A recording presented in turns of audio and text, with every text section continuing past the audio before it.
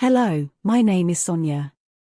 Harold asked me to present the 7th video in the Purple Crown series on advanced pivot table techniques. Odds and ends. Harold has showed us a lot of important pivot concepts, but he wanted me to point out some great tips that aren't just leftover bits, but are not quite substantial enough to rate their own video. So here we go. Advanced pivot tables, odds and ends. Here I have a pivot table for the bakery showing sales and quantity by category and product.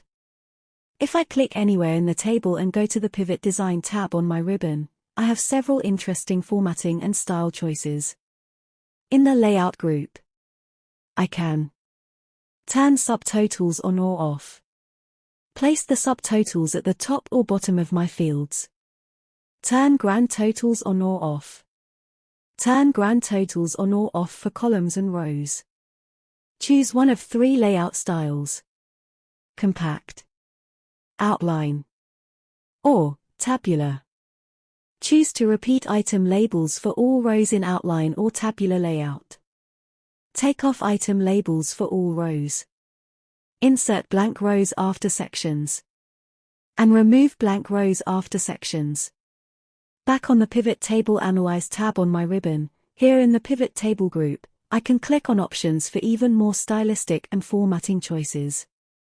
In the Pivot Table Options dialog box, if I choose Layout and Format, I have 2 options I like to use.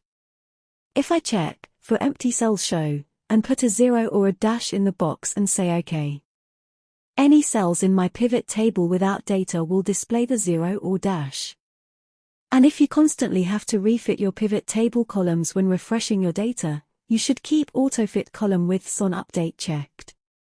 On the Totals and Filters tab, you can adjust how grand totals are displayed, but the more powerful option available here is the Allow Multiple Filters per Field checkbox. Check this and you can use label and value filters in combination. See our other advanced pivot table video on filtering techniques for more on combo filters. The Display tab will let you show or hide the expand collapse buttons, show on-screen tips, show or hide field captions and filter drop-downs, and choose whether to sort in A to Z order or data source order from your input data range or table.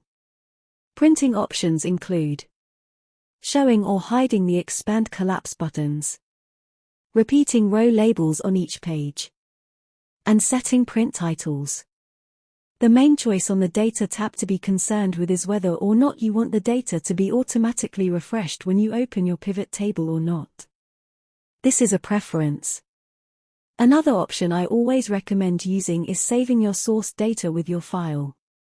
So, as I said at the top, those were some odds and ends Harold wanted me to clean up.